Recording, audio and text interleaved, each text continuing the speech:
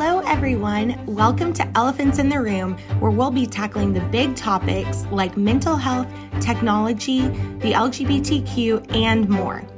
Our goal is to encourage and empower parents to be bold in having difficult conversations with their kids and teens. We have 6 awesome speakers that we can't wait for you to hear. Thank you for joining us.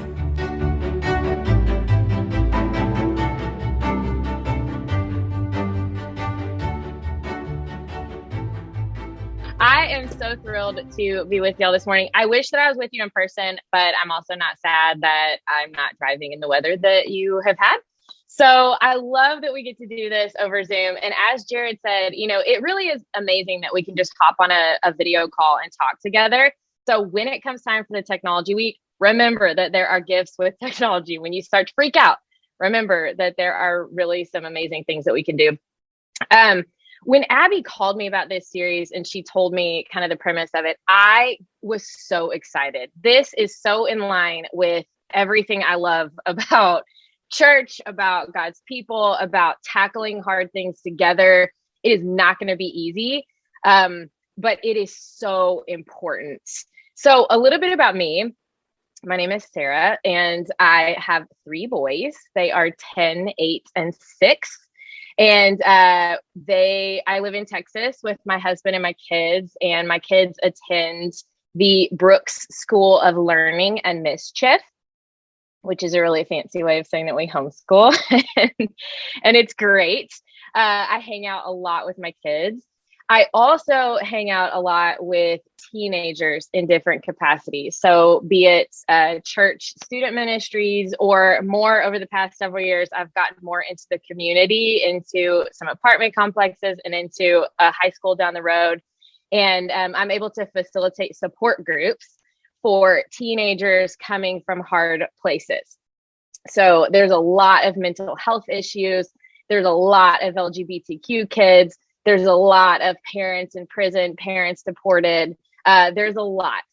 And so we have our 3 biological children, but we also have a whole horde of teenagers that we've picked up along the way that are spicy and very complicated. And we love them so much. I spend a lot of time with them. I also spend a lot of time working with an organization local here that serves women coming out of sex trafficking and exploitation. I say all that to say, I'm currently a homeschool mom who has been called to serve suicidal teens and prostituted women. And so this is a very timely, relevant topic for our family because we're answering the question today, how do we talk to our kids about hard things? And the short answer, I got to be honest, the short answer I have for you is, I don't know. I have no idea. So this might be a really short class. The longer answer is that because of who the Lord has brought into our lives, there's a lot of colorful characters and a lot of colorful friends that the Lord has brought in. We haven't really had a choice in whether or not we talk to our kids about hard things, because hard things are around us all the time. So this morning, I want to kind of break this into 2 parts. I want to encourage you first, because I think that's really important as we begin this series, as you guys begin this series. Hey, I want to join every time. Like, this is going to be so awesome. Can it be on Zoom every time? Abby? Yeah? No? Okay. I'll Zoom in. So first, I want to encourage you, and then I really don't have answers, but I have thoughts. And so I'm going to give you 5 thoughts that hopefully will have some practical applications built in of things that we've done with our own kids. So before we do any of that, I want to set you up with an overarching truth that I want you to carry with you through this series, because you're going to address some really hard things. And honestly, probably just looking at the topic list, you probably already start having a little bit of heart palpitations, right? You're like, we're going to talk about what now? Yeah, you are. And it is so important that you are.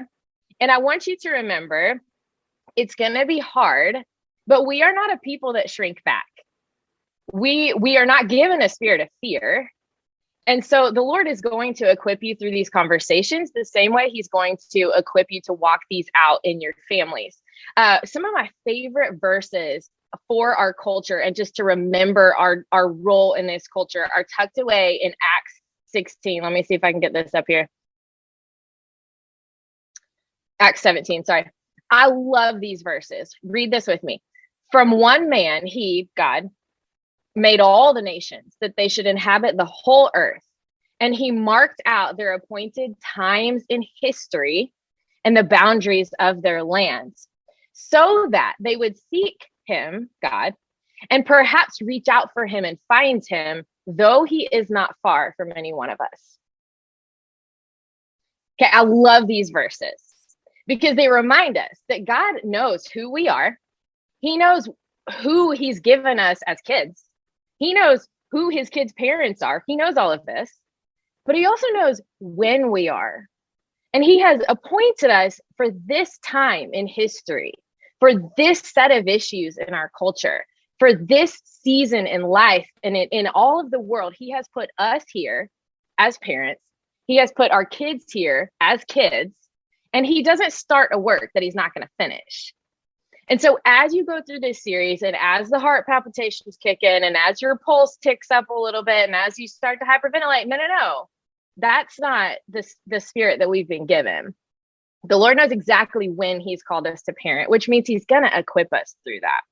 So I just as we begin, I think it is so important that we keep this under that overarching truth. We can do this. And it's not because we're that cool. It's because God is that good to equip us. So remember that. Okay. Promise me that you're going to remember that. I wish we didn't have to talk about hard things. Honestly, I wish I could bubble wrap my kids. I wish I could just stick my head in the sand and pretend that hard things didn't happen. I really wish that I could. The problem is life. The problem is reality, right?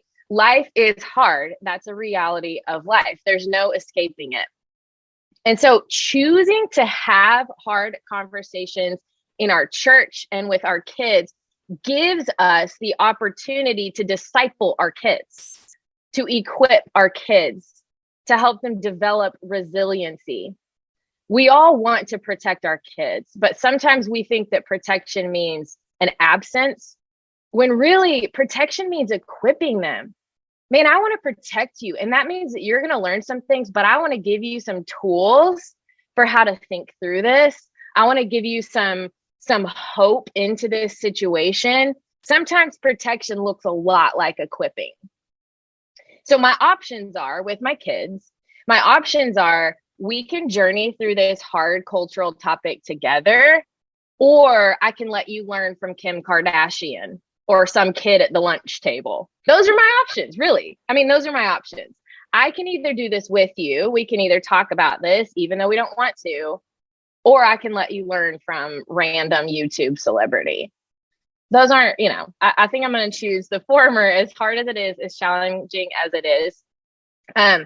So apart from, and I'm not trying to dismiss this because this is the most important thing, but apart from grounding our children in truth of God's word, they can't call out a lie if they don't know what truth is, right? And you guys are doing that. The ABC verses, I love that so much.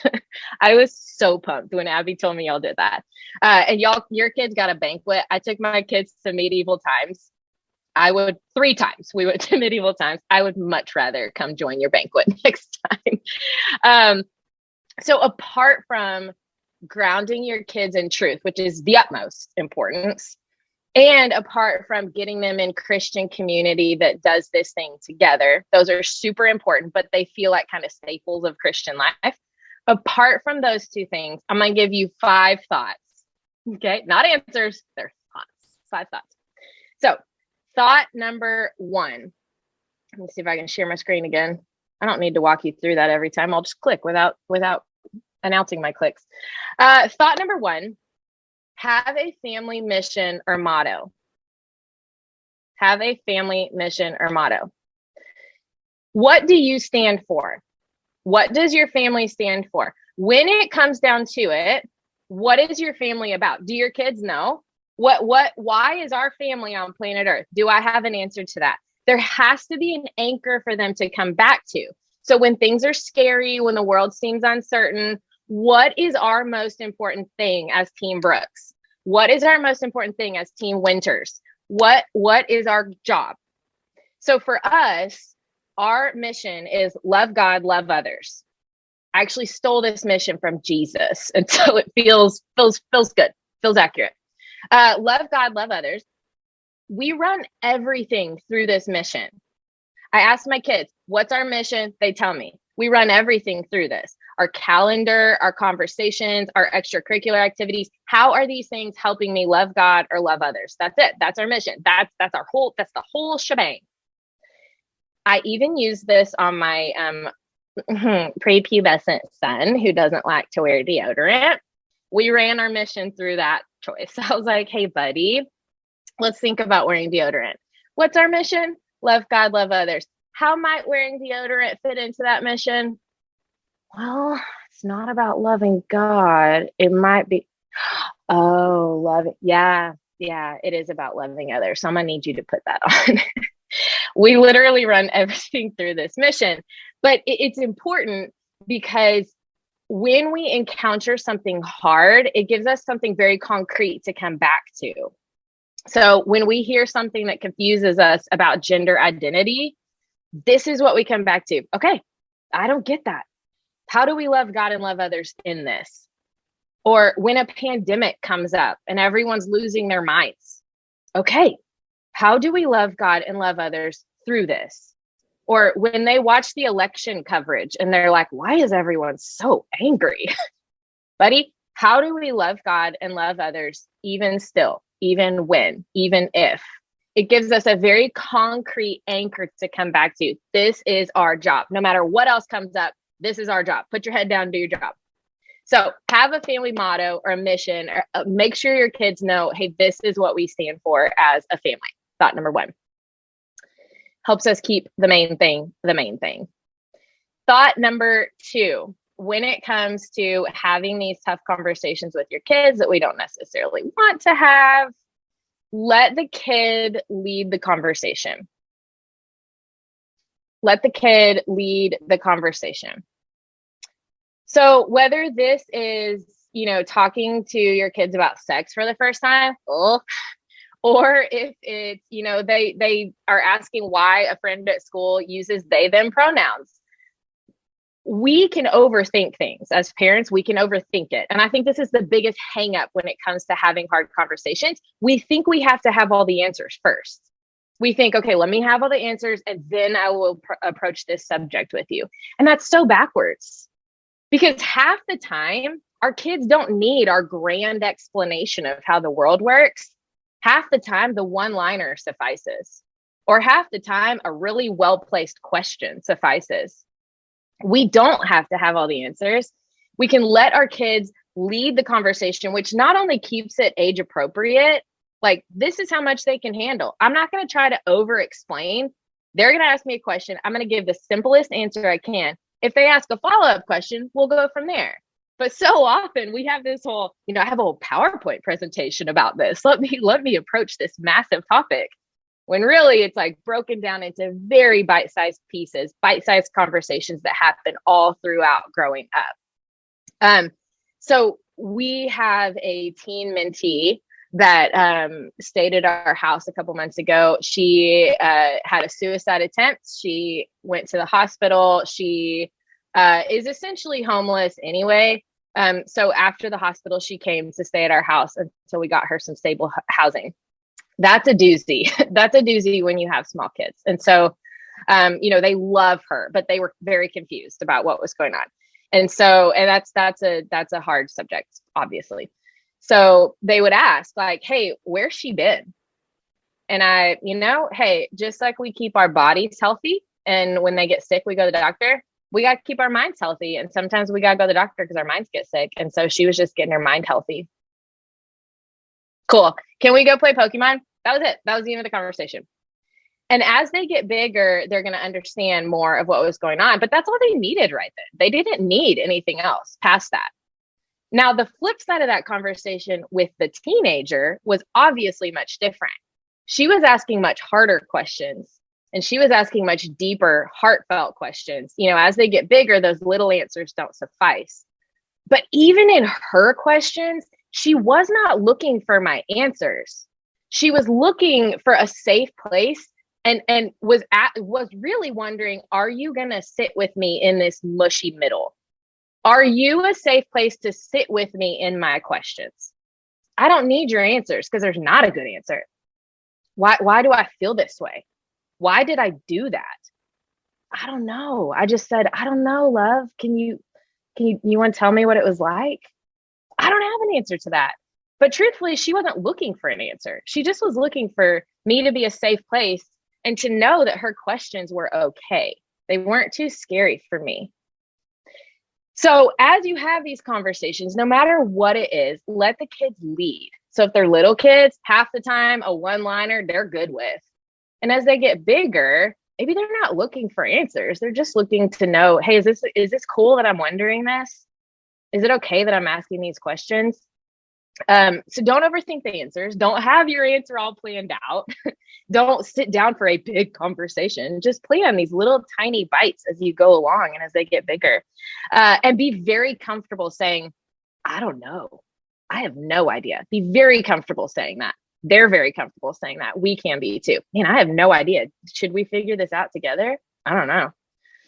We have a stated rule in our house that I think is really important. We state it aloud often. There is nothing our kids cannot ask. You can ask any question without getting in trouble, without any shame. You ask us any question.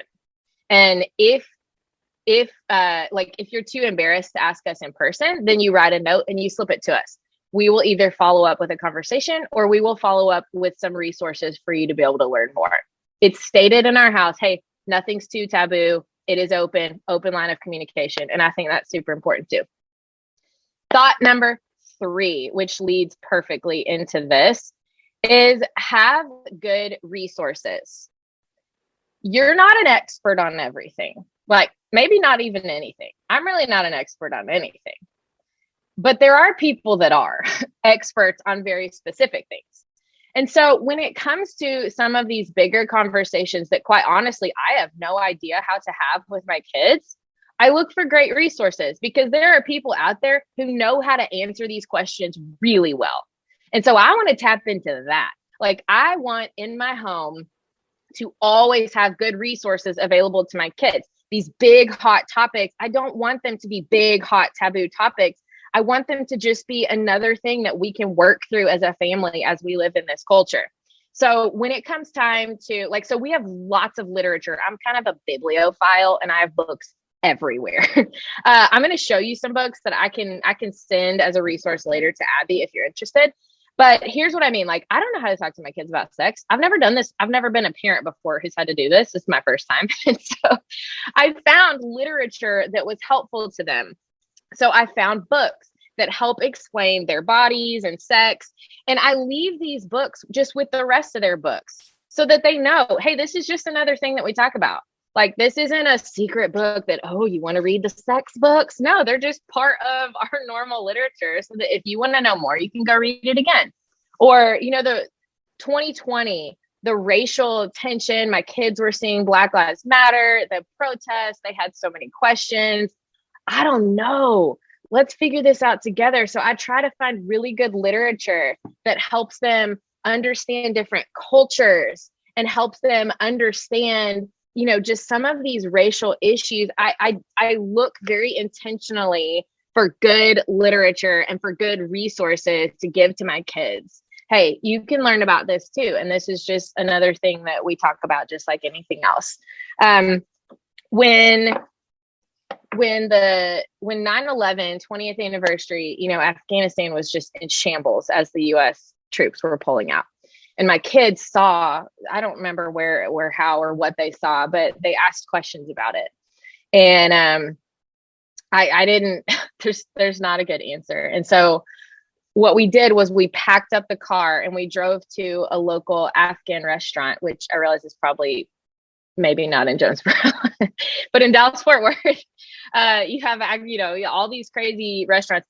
So we went to an Afghan restaurant and we ate their food and we listened to the music as we talked about what was going on. And we're creating connections with my kids that, hey, this isn't just a hot topic. These are people.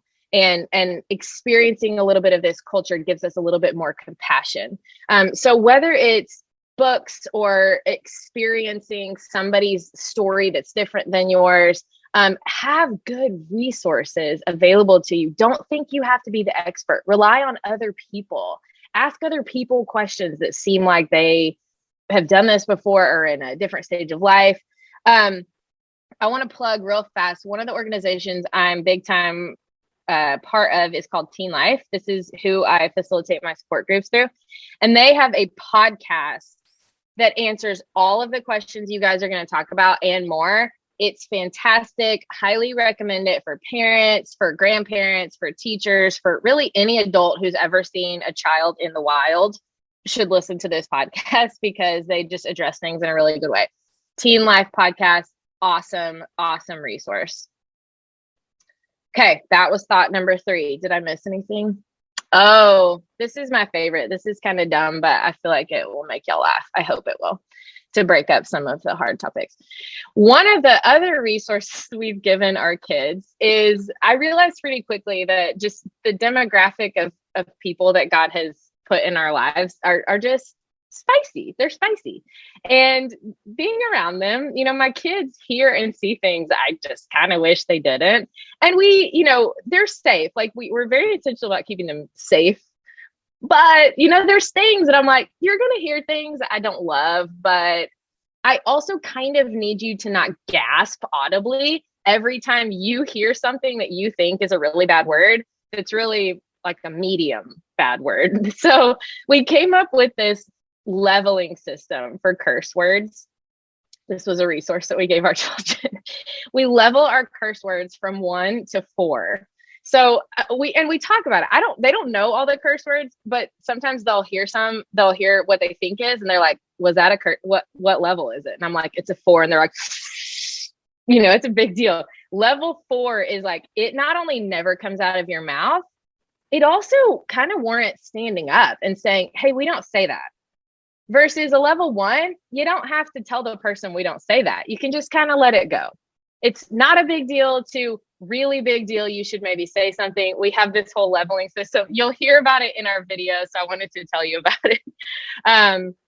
It's kind of small, but it gives perspective to my kids of, hey, we love people, and sometimes loving people is messy. Sometimes it's not a big deal. Sometimes it's a big deal. It helps them differentiate the difference, and it's just kind of a hilarious thing. So thought number 4, we have to make these conversations about people and not issues. These are about people and not issues. I might be saying the same thing in 5 different ways, but I'm just going to keep going with it. Jesus gave this example so beautifully. He did not address the issue first. He addressed the person. And so in having hard conversations with our kids, the focus is really important. We're not talking about headlines. We're talking about humans.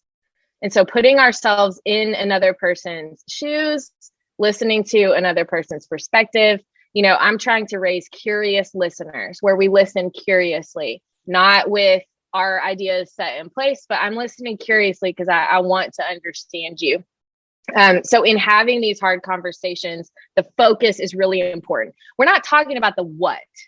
The what is the issue. And there's a lot of issues in our culture. LGBTQ, depression, pornography, addiction, racism. These are the issues. But it's the who and the people and the hearts that those issues hurt that are really going to get down into our kids. That's the discipleship portion. We're not just teaching them the facts. We're teaching them, we're giving meaning behind it. Hey, this is why this is important. So the issue is LGBTQ.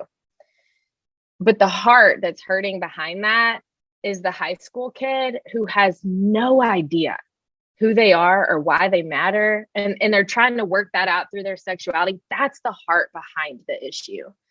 And the issue is anxiety. And that's the issue. But the heart behind that is the middle schooler who feels like they can't function in normal life. And everybody else seems to be able to. They don't know how to. That's the heart. And the issue is pornography. But The heart behind it is the 9-year-old who was exposed. Average age of exposure, by the way. It was the 9-year-old who was exposed, who has seen things that is twisting his view of love and of sex. That's the heart. Or the heart behind the issue is the 21-year-old girl who was forced into making that video, either through coercion or through circumstance. That's the heart. And the more we connect the heart to the issue, that's where the change happens on the inside to our kids. That's where they see, oh, okay, this isn't just a list of check, this isn't a legalistic, we don't do this, we don't do this. No, here's why. Here's how God is redeeming. Here's where God is at work and how we can join him in these stories. We're not in it for the hot topic. We're in it for the people that these issues hurt. And it might be your kids. You're not in it to fight the issue. You're in it for your kids' hearts. And so even when we talk about these topics, it's important to always humanize them. This isn't a national issue. These are people that God adores and that we are called to serve and to love. Sometimes that starts by just learning somebody's name. We teach our kids this. If somebody is really different than you, or if you see them and you think, what is going on there? Or, they're just making choices that you don't agree with, or they vote differently and you're like, I would never. Man, ask their name. It's so simple, but a name is a gateway into learning someone's story. And when you learn someone's story, you realize you have a lot more similarities than you have differences. So we teach this to our kids. Hey, when you're tempted to stare, don't do it. Ask somebody's name instead. It's a very tangible way for you to get to know the person that you are not understanding in that moment. So real life, we teach our kids this. A couple of years ago, we were at Chick-fil-A and this guy walks in and he was huge. I mean, like height and width. He just was a very large human, a very looming presence for a child. And his clothes were all hacked. Yeah, he just was noticeable for a lot of reasons. I was noticing him too. So imagine a 4-year-old, So I look over at my son and he's just like watching this guy come in. He was like Hagrid from Harry Potter.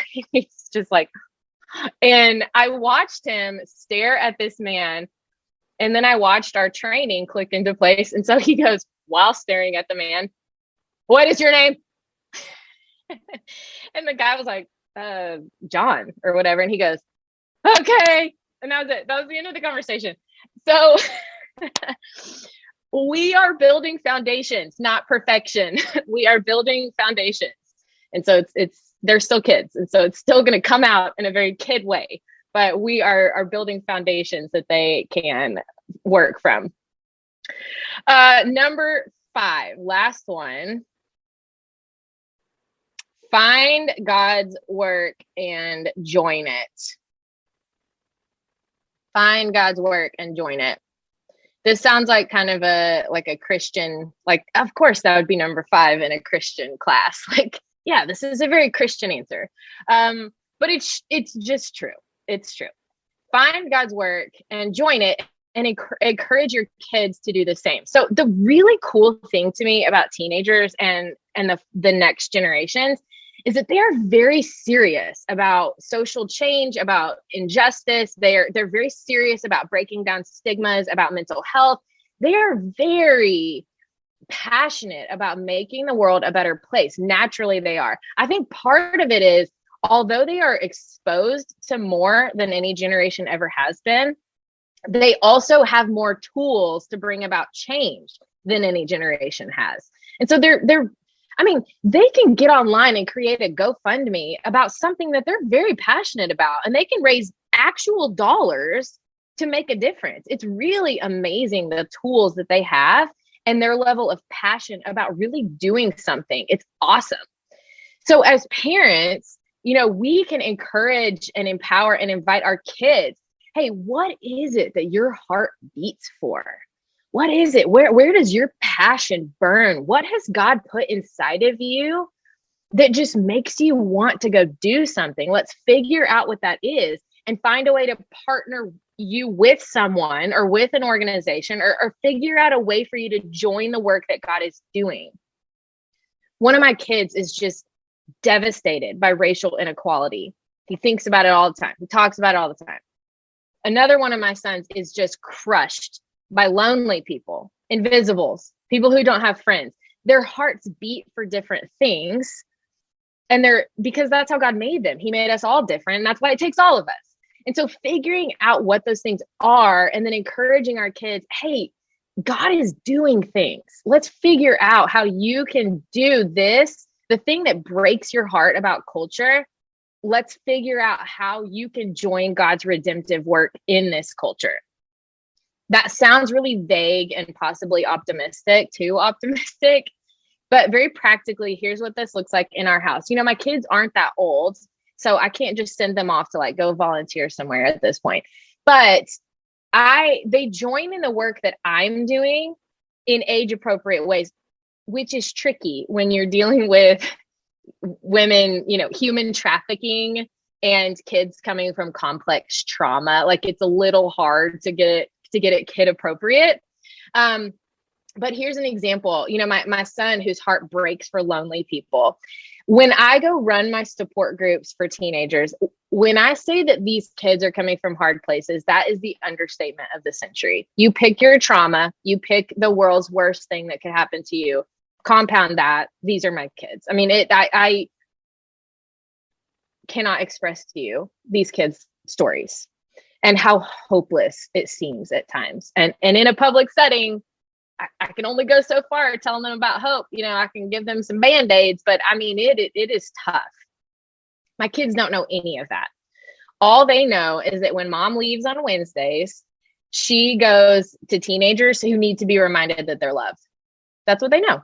They don't know the complex trauma behind it. They know, oh yeah, mom goes and loves teenagers. So our support group meets during lunch, which means I provide lunch for these kids if they show up, and that's half the time why they show up, and I'm fine with that. So I provide lunch, and one day I decided, hey, I'm going to do sack lunches. I'm going to just do Lunchables, put Lunchables in them. And so I was making all the Lunchables and making all the sack lunches, and my kids were watching me, and they, Mom, can we help? I was like, yeah, absolutely. And my little son, whose heart breaks for lonely people, he's like, do you think I could write a note and put it in the bags? And I was like, oh, I think that'd be awesome, buddy. I'm going to cry talking about this. I wish I had the picture. I should try to find it. So they put these notes up. My other boys were like, oh, I want to write a note too. Write a note. 17 teenagers get hand-packed lunches, most of whom had never had a lunch sent from home. Definitely never had a note written in it. That was the first thing they looked at. I mean, and these are hungry kids. First thing they pulled out was the note. Well, I had a kid in my group named Alan. Don't tell anyone I said that. I had a kid in my group. I won't tell you his name. And he had crippling depression. I mean, his life is very, very hard. He has very crippling suicidal ideations. I mean, you name it, this kid has it. And he was the kid that he would come in, I'd smile at him, and I'd say, hey man, how are you doing today? And he would say, well, I still hate myself. So that's his answer every week. So Alan unnamed comes in. He gets his lunch. He sees that there's a note written in there. And halfway through group, I look over and I see that he has taken the note that my son wrote in his big old chunky misspelled handwriting. And he folded it up so that it could go in the viewfinder on his binder. So that when his binder was sitting on his desk, he had a little note that said, "You're awesome." He had that note for the rest of the semester. He had that note tucked away in his binder. I could not wait to come home and tell my kids, you will not believe what your note did. So while it seems like I'm on the front lines, I'm really not. It takes all of us, because that note changed his whole demeanor. It takes all of us. The thing is, y'all, I don't want to just have hard conversations with my kids to check a box to be a good parent because I need to. That's not why I want to have these hard conversations, not just to raise awareness. Man, I want to make my kids compassionate and resilient. And I don't just want to make them emotionally resilient or mentally resilient. I want to make them spiritually resilient. I want them to know. I want them to have firsthand experience that there is nothing too dark or too scary or too big or no question too crazy or a topic too complicated. There's no conversation too hard for God to work in and through. I want them to have a firsthand experience of that, so that no matter what comes along in our culture, no matter what comes along in their lifetime, they have a whole history of, oh, you know what God did one time? There was this kid he really liked at a high school in downtown Fort Worth. Nobody else saw that kid, but God did. And he asked me to write a note and I got it to him.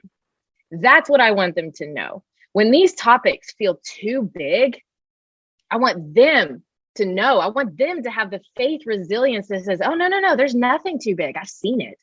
Let me tell you what I've seen him do. Boys, like, how are we going to join this? How are we going to not just talk about these big issues? Because they are scary. So let's feel scared. Like your emotions are valid. Let's feel that. And then let's remember the truth that we were put here with intentionality and with purpose. There's nothing that God cannot equip us for. So when we feel overwhelmed, you feel you're overwhelmed. You feel that. That's valid. That's important. You feel that. And then you remember, no, I was created for such a time as this. And we can do this. We've got some work to do. So are y'all fired up? Because I am. I'm ready. Let's go. Let's go. Oh, so good. I wanted to make sure I wasn't lying to y'all about things that my kids, just some foundations that we've worked on. And so I made a video. It's 3 minutes so that you can meet my boys and our guinea pig. You'll meet him.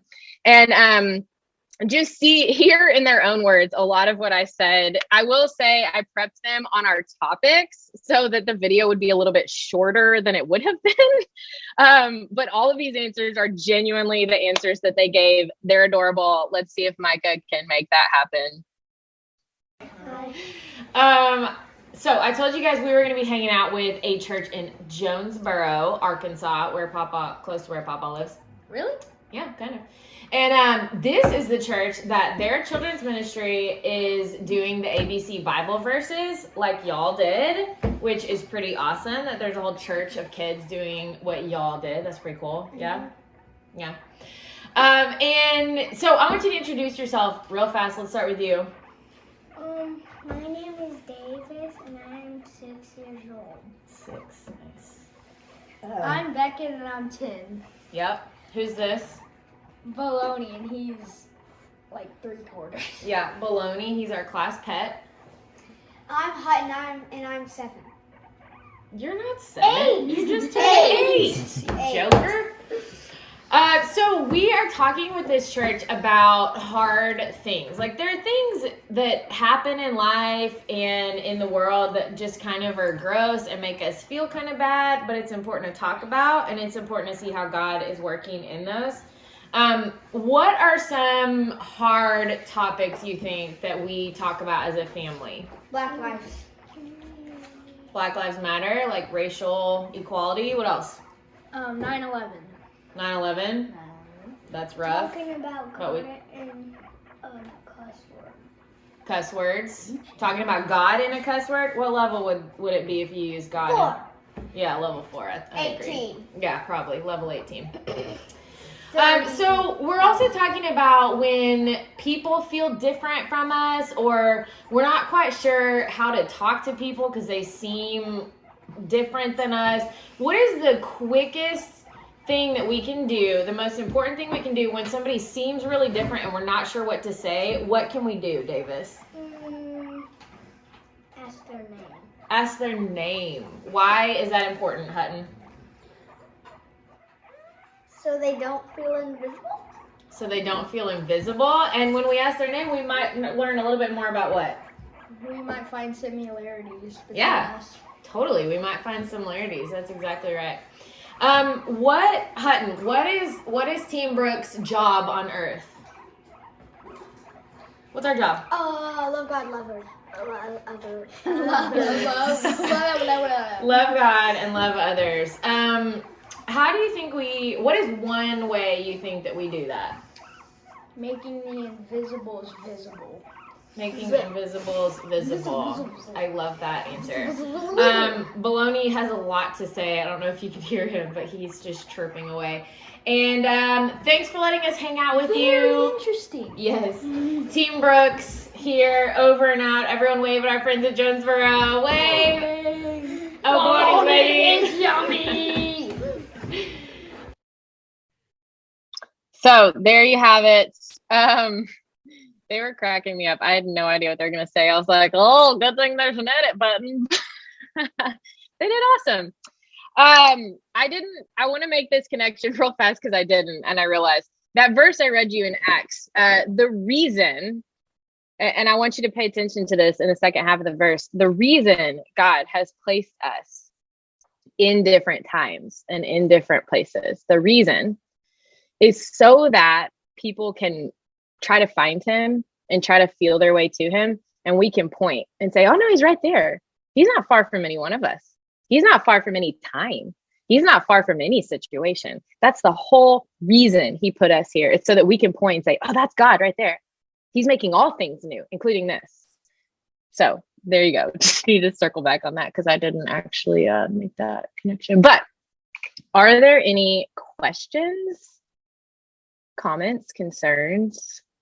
Hey, Sarah, we'll let everyone type questions. And so you just can kind of pick and choose if they start coming in. So parents, feel free to ask anything. You can tell Sarah's just as real as can be. So nothing's too hard for her, right? But while they're typing or thinking of just other questions, will you share with all of our parents what you guys did at Christmas with the Five Below? Yes. That was okay. Cool. So feel free to take questions while she talks. Yes.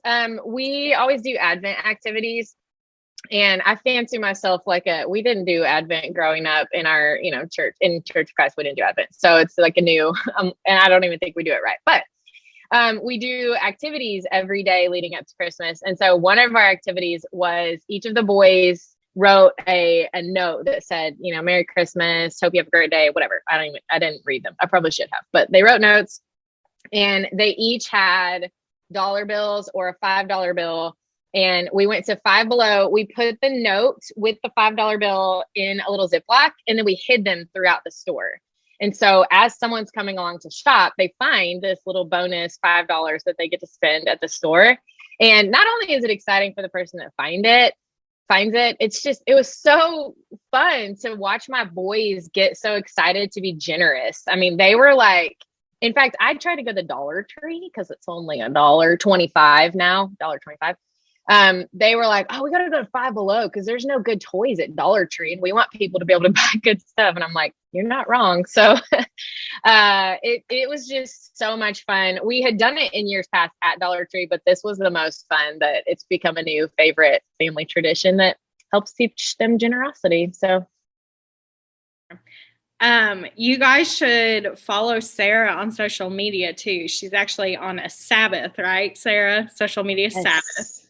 Yes. But she'd be a great resource to follow along creative ideas. Yes. Will you names of the books? Sarah, you want to say something about that? Yeah, I can give you the links of the books that I shared. And then if you're looking for picture books, especially, I'm real intentional with, especially with my 10-year-old, he reads like a crazy person. And so I try to get him into good literature, but I have a ton of picture books I've found that are awesome. So if you have small kids, I would be thrilled to shoot Abby a list of books about just kindness and all kinds of things. My kids make fun of me and they're like, Mom got another important book, but I think it's just super important. So I can definitely get you that. How did I get involved with the ministry and teens? So our church every year does a Renew ministry where we partner. It's super cool. We partner with other organizations doing all kinds of things in our area. And so we partner financially with them. And they are one of the organizations that we partnered with. And so I got involved in facilitating support groups kind of through our church, ended up on the board of this organization. I just believe in it wholeheartedly. And I would love to tell you more about it because it is an incredible resource for schools. It's completely free for schools. They go to high schools and middle schools, and it is no charge to the schools, but a trained facilitator comes in and facilitates these support groups and helps their kids. And it's really an incredible thing. So if you have a passion for teens, you could sign up with Teen Life and start a support group in Jonesboro, which would be amazing. So I would love to tell you more about that. Are there any questions? Oh, you guys are being really nice. I'm looking for the questions. I think that might be it.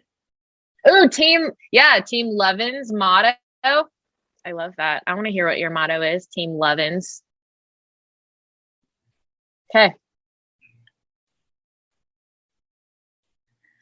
I don't see any more questions. Maybe like we can just take a moment before we hang up. Sarah, I want to make sure that you feel that the Lord spoke through you. So maybe if you would just type, what was that one thing Sarah said that you felt like your family needed to hear? So maybe we can just speak these words over her through chat, through Zoom, technology, crazy. But praise God, yes, Sarah, just to help love on our kids. Yeah.